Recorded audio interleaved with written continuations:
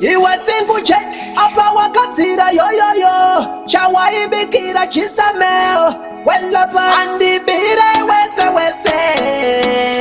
Wese wese Chaiwa iri bese bese Bese bese Chaiwa tino kona basa Atimpo mamira babasa Uyane Maria kochete Paliti ndiko kubasa Chaiwa tino kona basa Atimpo mamira babasa Uyane Maria kochete Paliti ndiko kubasa Simbi tino katsira Paliti yeseka ya wada Takupenda tino shandisa mushini Atina nguba ya kuzorora babasa Uya imeseti basa Isusu tino farira basa Punza mugoma samusha Tino bata basa Maria kochete Chaiwa tino kona basa Atimpo mamira babasa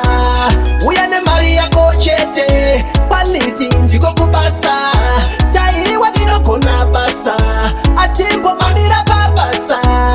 Uyane Maria kochete Paliti ndiko kubasa Dotenda boss chupa Diwa makandisimuza Ndakasoyerekana ndava mutaiwa Bamwe bachandishaiwa Andibire wese wese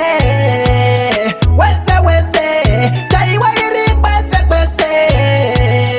Bese bese Chaiwa tino kona basa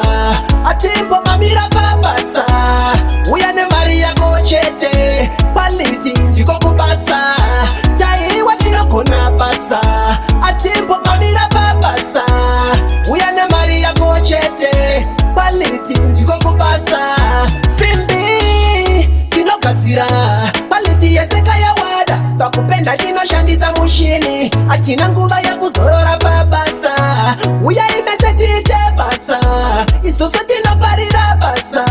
Punza mugoma samusha Tino bata basa Maria kochete Chaiwa tino kona basa